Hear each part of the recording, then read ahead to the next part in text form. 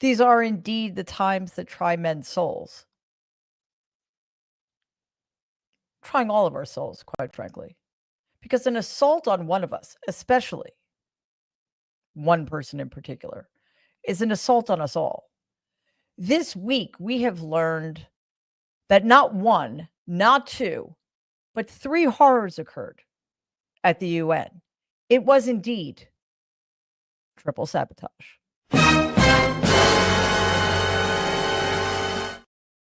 And in the event you think I am not being serious, we can see from a post written by the man himself. Yes, indeed. At the UN, Donald was the victim of triple sabotage. Let's go through it, shall we? This is serious stuff. In fact, I demand that there be a Secret Service investigation. Oh, there already is one. Okay, cool. Your tax dollars at work. Yes, Donald and Melania were attacked by an escalator that wasn't moving. No, seriously, their lives were in danger. Those things are sharp. They have pointy teeth.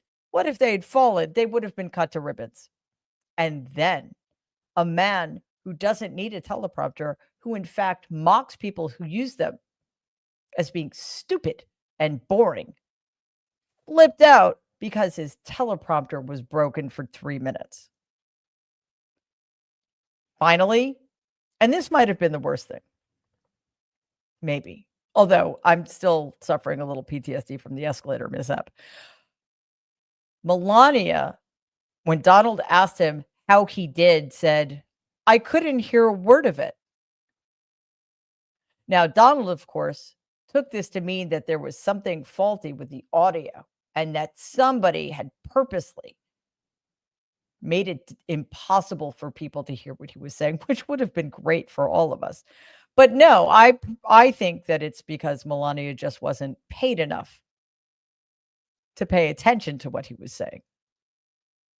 But regardless of whether or not you think this was a big deal, the president of the United States of America at the UN General Assembly was, whether you want to believe it or not, whether you want to give it any credence or not, was indeed the victim of triple sabotage.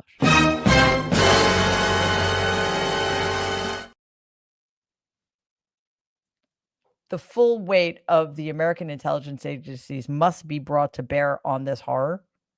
Donald, in addition to launching a Secret Service investigation, and I kid you not, has written a letter to the Secretary General of the United States, who, unlike him, probably has better things to do. And so do we. Let's dive in.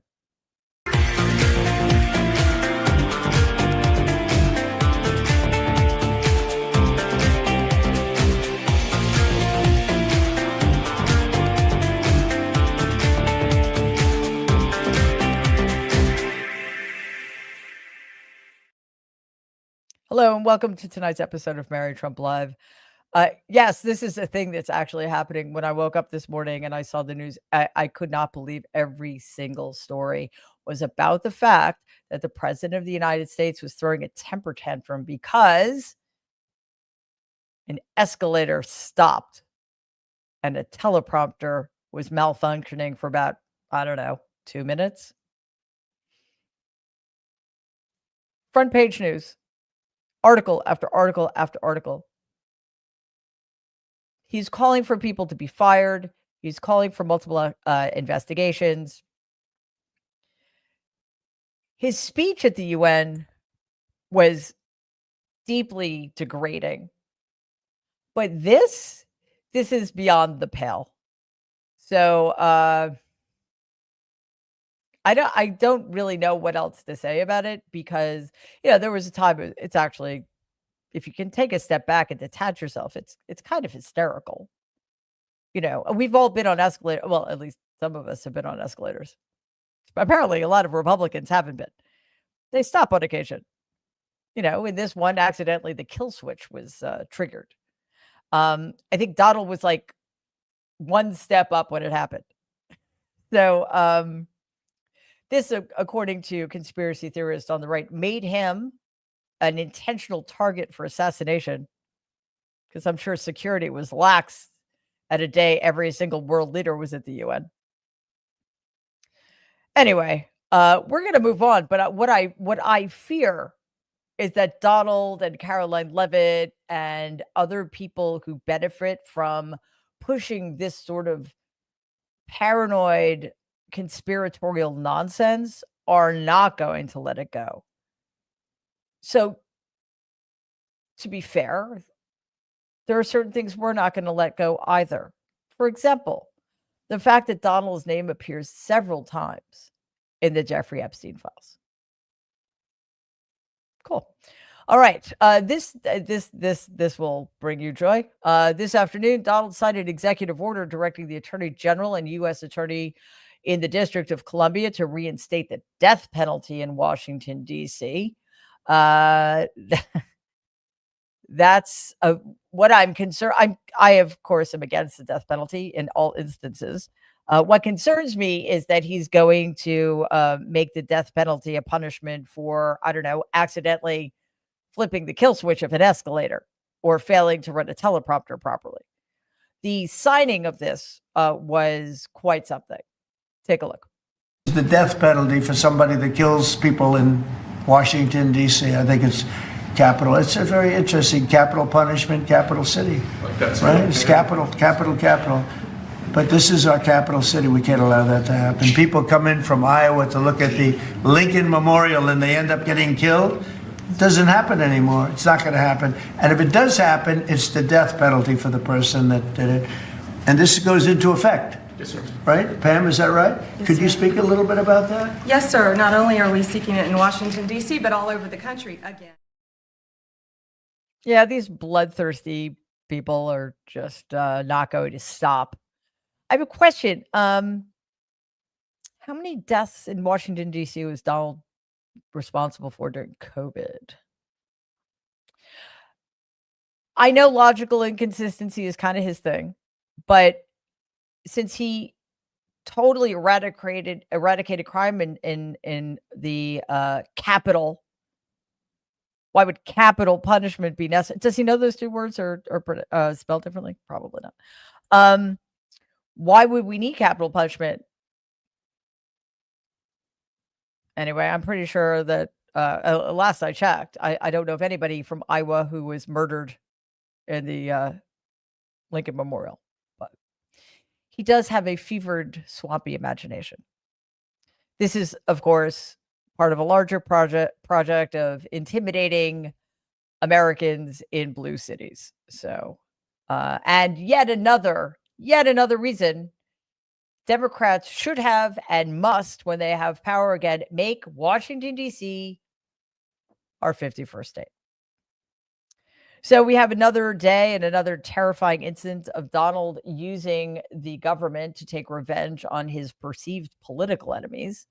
In that executive order signing, he talked openly about private citizens he wants investigated for the crime of disagreeing with him. Watch this. What names are we talking about? Well, Soros is a name certainly that I keep hearing. I don't know, but Soros is a name that I hear. I hear a lot of different names. I hear names of some pretty rich people that are radical left people.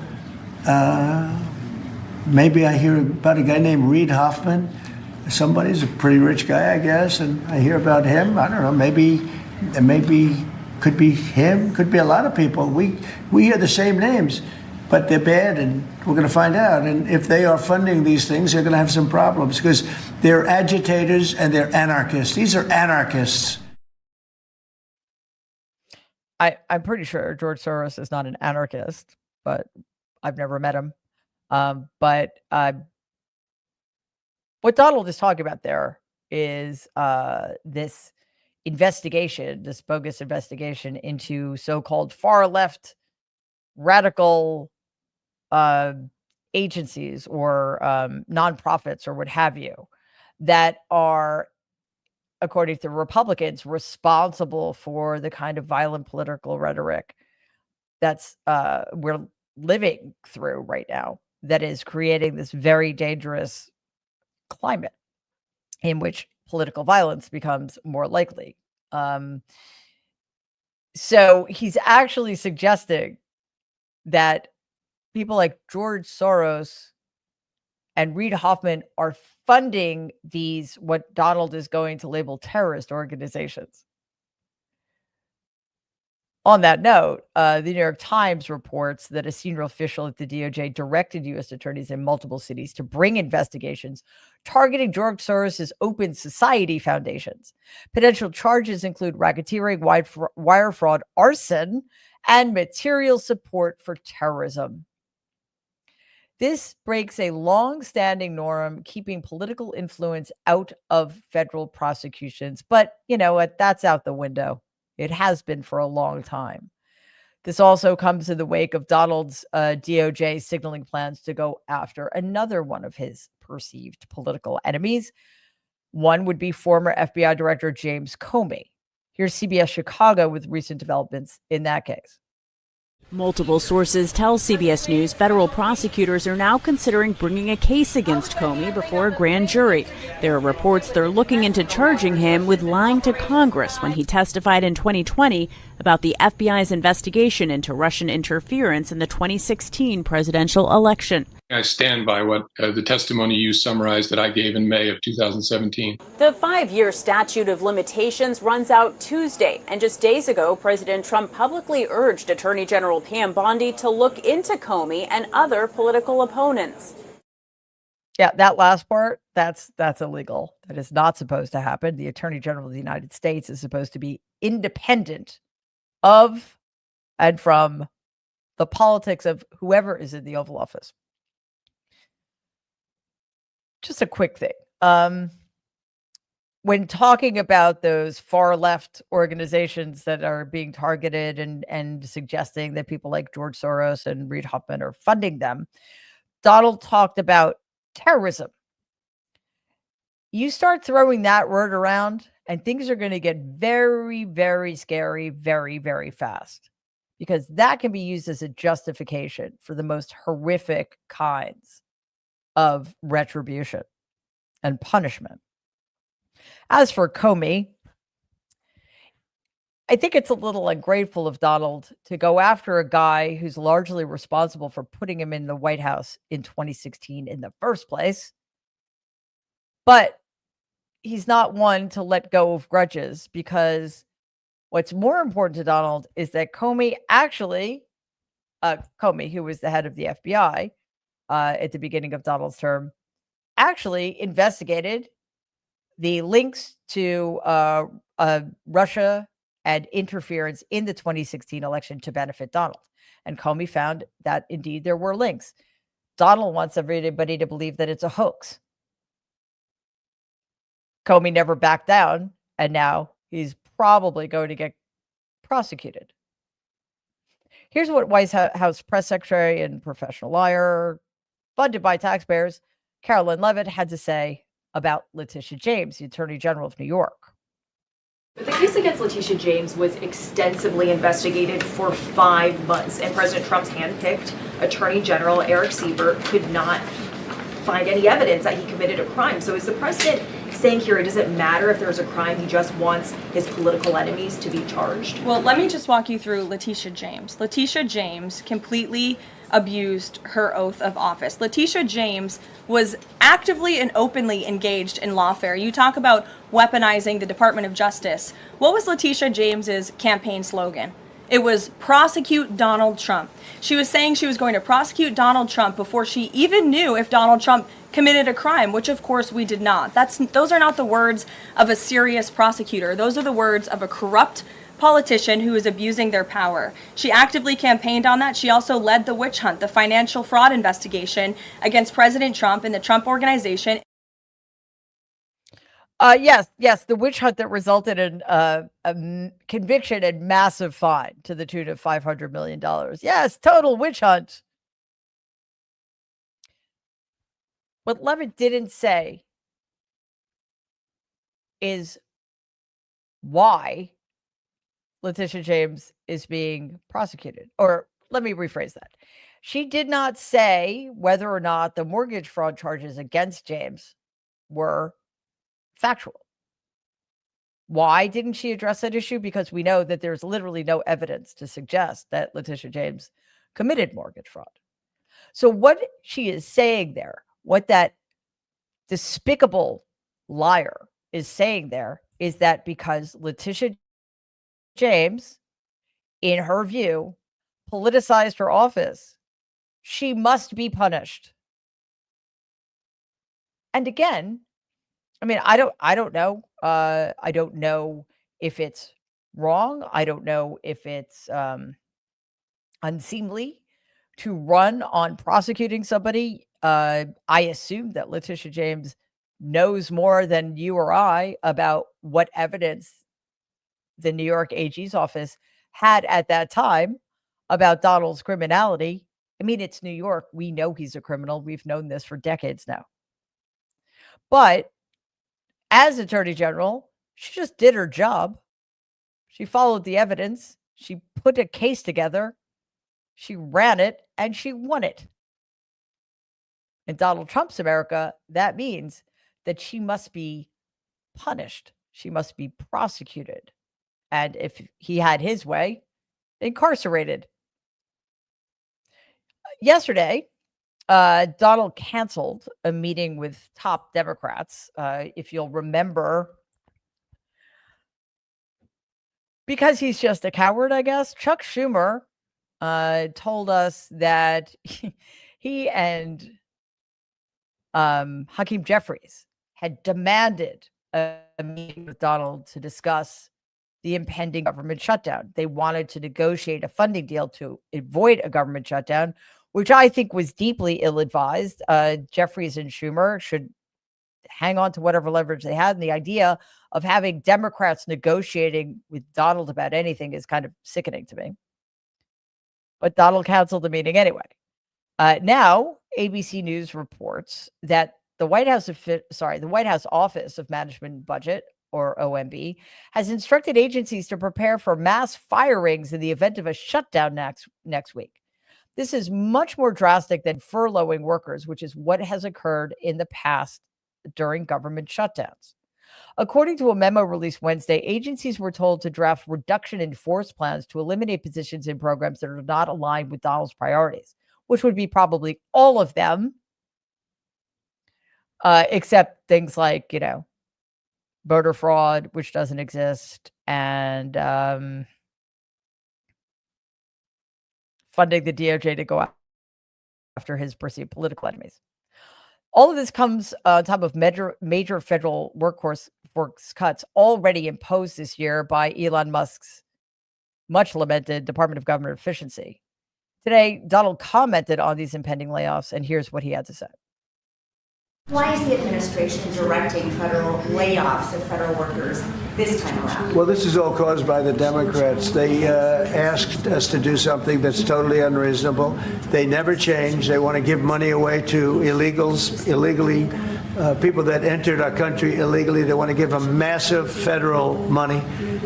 And we don't want to do that because it means everyone's going to just keep pouring back. Right now, we have absolutely perfect borders like you haven't seen in many years, even better than I had great borders during my 4 years, but these borders are stone cold closed. You can only come into our country legally now, but the Democrats want to give it all away. They want to open up the borders. Take a look at that. Big thing. They want to open borders again after what we're going through now, getting rid of prisoners, getting rid of all of these people dropped out from mental institutions, drug dealers, drug addicts, everything. They're putting everybody into our country. It's all ended now. But this is what Schumer wants. This is what the Democrats want. Is it? I know this isn't really that important, but what he's done to the Oval Office is so nauseating. I have a very hard time. I can't have.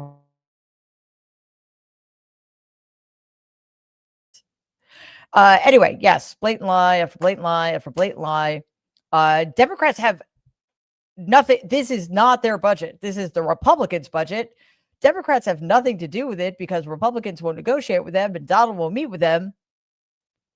So if they need 7 Democrats to vote with them to bring this bill to a full vote in the Senate, an up or down vote in the Senate, and they're saying, no, we're not going to give you anything. We are not going to negotiate. We're not going to make this bipartisan in any way, shape, or form. Like, what incentive do Democrats have to help them out of their government shutdown? So there's that. Sorry to be all logical. But then none of this has anything to do with borders, open or otherwise. And even if it were true, and it's not, that Democrats just want to open the floodgates and just send all of the money to immigrants, they have no power to do that. So that is just a straw man argument. He's just trying to confuse the issue because he doesn't have the facts on his side. Also, he's setting it up so that if indeed there is a government shutdown,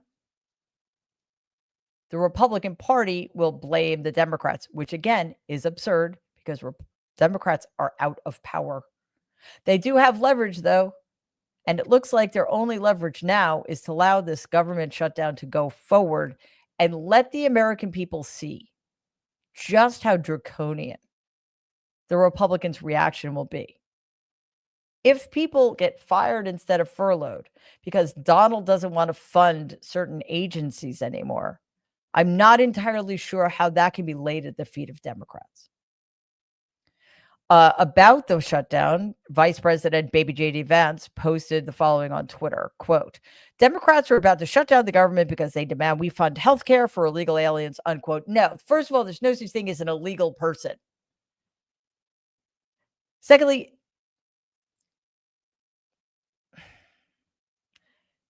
well, if you are inclined to believe what J.D. Vance wrote there, there's literally nothing I could say. Literally nothing I could say. Because you are beyond hope. I'm not talking to you guys. I know you guys get it. But people who are inclined to believe that statement will believe anything Donald or J.D. Vance or anybody else in the Trump regime says. What Democrats want is to extend the enhanced subsidies under the Affordable Care Act that are scheduled to expire at the end of 2025. That's all they want. And quite frankly, that is not enough. That is not enough to squander your leverage, keep the government open, which will benefit the Republican Party, which will continue to give them opportunities to normalize their assaults on the American people. So Democrats, don't do it. You did it a few months ago, and it has not worked out well for us, has it? There is some good news. Jimmy Kimmel Live returned Tuesday after a brief suspension. And the suspension was put in place after pressure from Donald and pressure from, the Nazi who's in charge of the Federal Communications Commission, Brendan Carr. I mean, that's good. It's good news that the show's back on the air but it never should have been off the air. But here's the really good news. According to NBC News, Donald basically did Jimmy Kimmel a solid. Check it out.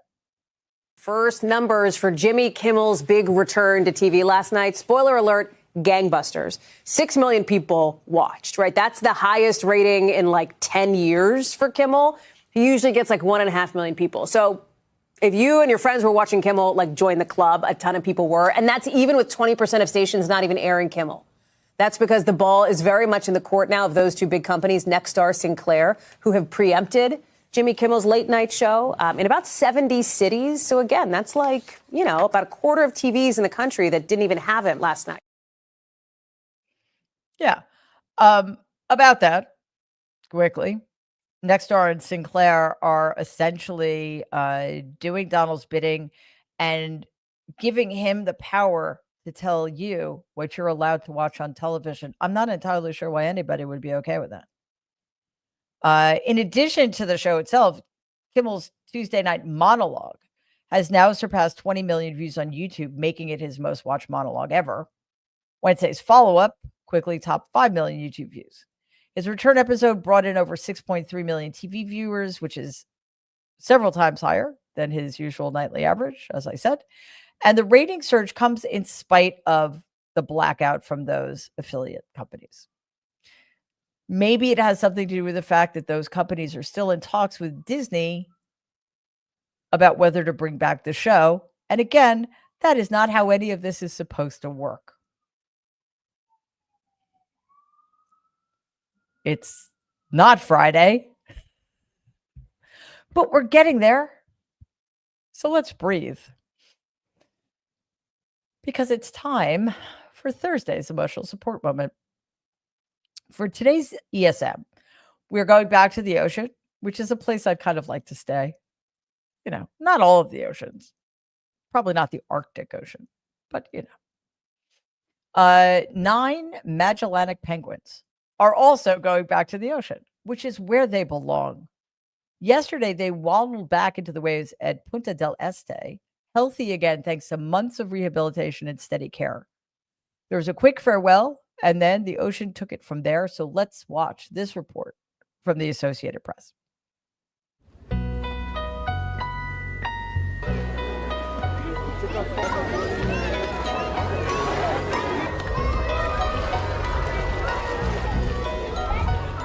So today's the African Penguin Festival, and it's on African Penguin Awareness Day. And the festival is a celebration of the African penguin. And what we do is we release some of the penguins that have been through rehabilitation back into the wild. And it's something that we do on a regular basis, but in this case, it's the public are able to come and have a look and see them returning to their home. I saw the penguin right over there on the rock. We came here to see the big penguins and how they go into the water. They look like small and birds and cute.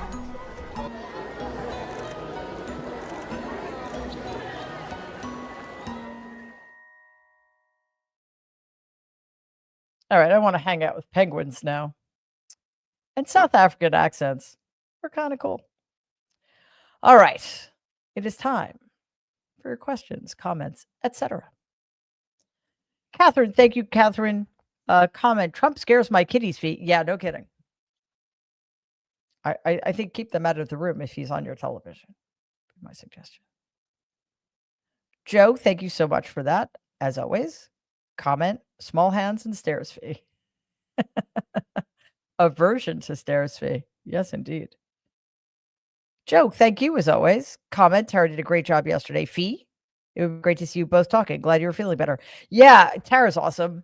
So thanks for that shout out to her. And yes, thank you to Tara for subbing. I was very kind of her. It was a sort of last minute notice. No, last minute, short notice. That's what I was trying to say. Jules plays tabs for vets. Hey, Julie, thank you as always. Comment. Hi, Mary. He was responsible for my son Sam's death from COVID on April 3rd, 2020. Sam was one of hundreds of thousands who passed because of him. I am so deeply sorry, and I do not know how that must feel. You know, I do know what it's like to feel personally impacted by things Donald has done. But what you experienced is far beyond that. So, yeah, he needs to be stopped. I just wish he'd been stopped long before April 3rd, 2020. Canon DA, Canna is in the house. Comment, Caroline Levitt is corrupt. Absolutely. There's literally no question that she is corrupt. And at 27, it's kind of scary to think what that trajectory is going to be. GS, what the fuck? I'll bet it was Melania that switched off the escalator, hoping to finally escape. Yeah, I don't know Yeah, we didn't play this clip here, but if you want to check it out, we made a video about these very serious incidents at the UN, which I highly recommend because it's brilliantly edited, and it probably took us about 3 hours to make because we couldn't stop laughing. But seriously, in one of the clips, the commentator says that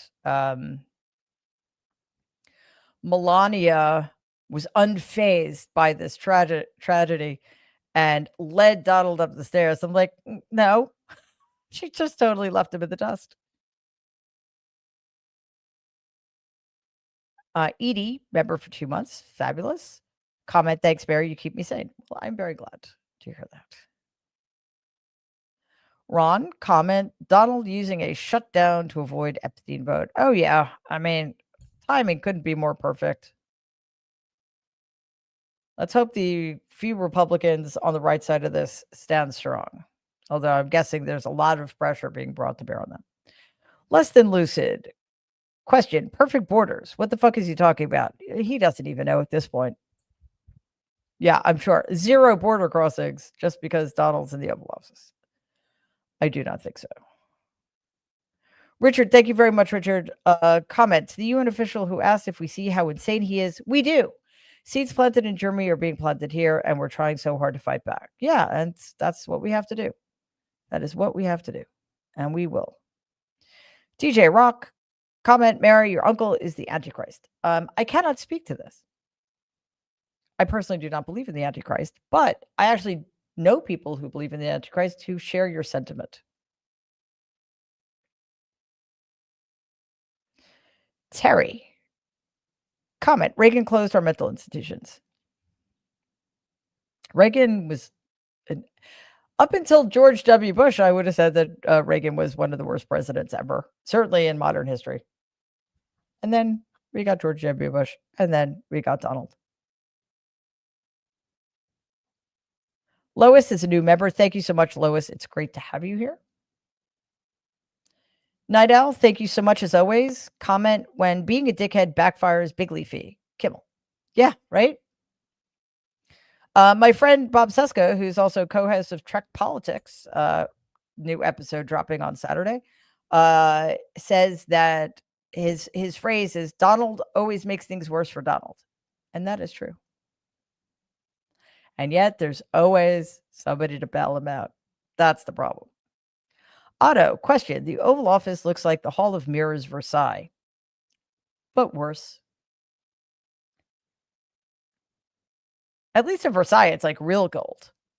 I don't know what that is. It's just like really cheap spray paint. Darren, thank you very much for that. Michelle, for real, comment, baby JD Vance, because that's all we need to say. In the middle of nowhere, thank you as always. Question, are we being governed by the island of misfit toys? I think that is slander. What is wrong with the island of misfit toys? Truly. Yeah, it's a nightmare. It is just a nightmare. Although I have to be honest, I mean, I did love Rudolph Red-Nosed Reindeer. Not my favorite Christmas show. That would be Santa Claus is Coming to Town with Fred Astaire and Mickey Rooney. But getting back to the Island of Misfit Toys, I found it creepy. But then they all got homes, so that's good. I don't know where I'm going this, but I'm gonna move on. Darth, thank you so much for that question. After the horrible press conference, can we give a shout out to the autistic community that Tylenol did not cause autism? Yeah, please, like, bang that drum. What Kennedy has done to autistic people, I don't. We have to figure out ways in which to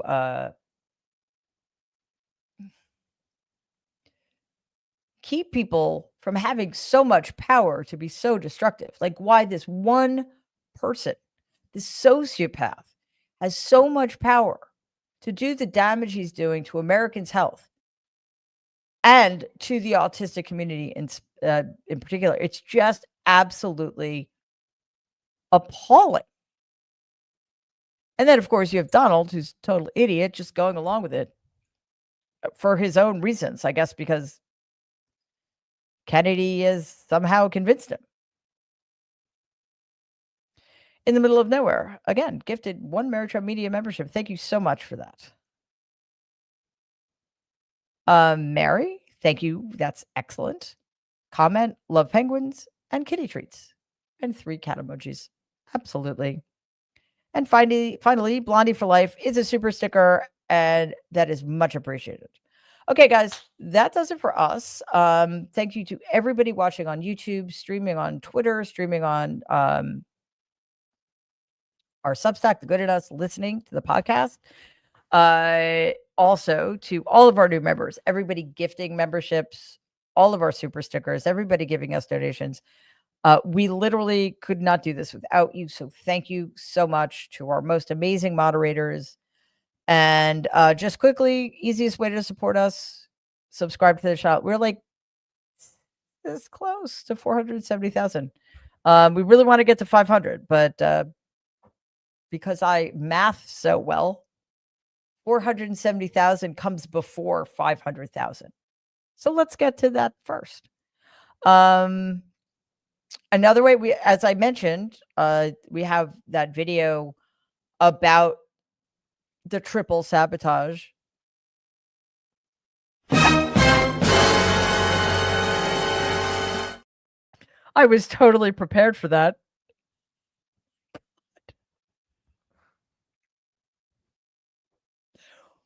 Well played, sir. Well played.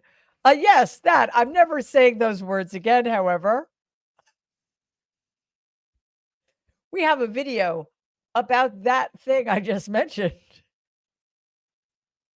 And that GIF, I guess it's called, is featured prominently. So check it. Seriously, I think it will be worth your while. But we have a lot of other videos too. We have at least 2 pre-recorded videos every day. So really easy way to support us. Watch them, like them, share them, and comment on them. There you go. That's it. And finally, of course, to my amazing team who continues to surpass its most excellent self every day. And this, I'm telling you, the last couple of weeks have been a lot. And they, unlike the Trump regime, handle it all with humor and equanimity, which I really appreciate. So we will be back tomorrow night at Friday is tomorrow. We'll be back at 6 p.m. Eastern for Trump Live. Again, videos dropping every day. Trump Trolls Trump is back at 4 p.m. on Saturday, and Trek.